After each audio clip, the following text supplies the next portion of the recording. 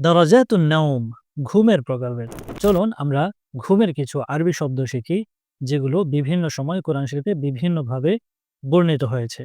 প্রথম হলো আন-নাওম। নাওম এটা সব জায়গায় ব্যবহার হয়। এটা কম ঘুম, বেশি ঘুম সব ক্ষেত্রেই নাওম ইউজ হয়। যেমন উরিদুন নাওম, আমি ঘুমাতে চাই। দ্বিতীয় হলো রুকাদ। রুকাদ মানে হলো গভীর ঘুম, লম্বা সময়ের ঘুম। আল্লাহ তাআলা কালামে পাকে বলেছেন, ওয়াতাহসাবুহুম আইকাযা ওয়া হুম রুকুদ।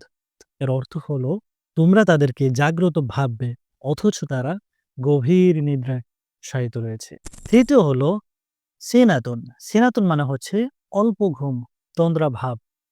আল্লাহ তাআলা পবিত্র কোরআনে বলেছেন, লা তাখুযুহু সিনাতুন ওয়া লা নাওম।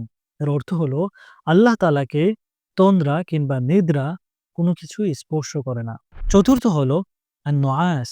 নুআস মানে হচ্ছে তন্দ্রাচ্ছন্নতা কিংবা চোখে ঘুম আসা শুরু হওয়া। আল্লাহ তাআলা পবিত্র কোরআনে বলেছেন, ইয ইগাশশিকুমুন নুআসা আমানাতাম মিনহু।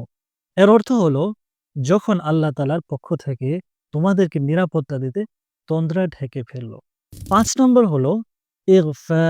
ইগফা মানে হচ্ছে ন্যাপ নেওয়া। আমরা অনেক সময় অনেক দীর্ঘ কাজ করার পরে ছোট্ট করে একটা ঘুম দেই বা বিশ্রামের জন্য যেটা ঘুম আরকি, অল্প সময়ের জন্য এটাকে ইগফা বলা হয়।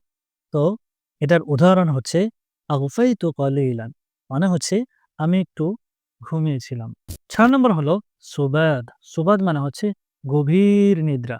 আমরা রেস্টের জন্য যে ঘুমটা ঘুমাই, মানে দীর্ঘ সময়ের জন্য যে ঘুমটা ঘুমাই, সেটা হচ্ছে সুবাত। আল্লাহ তাআলা বলেন, ওয়াজআলনা নাওমাকুম সুবাতা। এর অর্থ হচ্ছে আমি তোমাদের ঘুমকে গড়েছি বিশ্রামের জন্য। ৭ নম্বর হচ্ছে হাজা। হাজা মানে হচ্ছে সাধারণত আমরা রাতের যে ঘুম ঘুমাই সেটা। গভীর রাতের যে ঘুম, মাঝরাতের যে ঘুম সেটাই।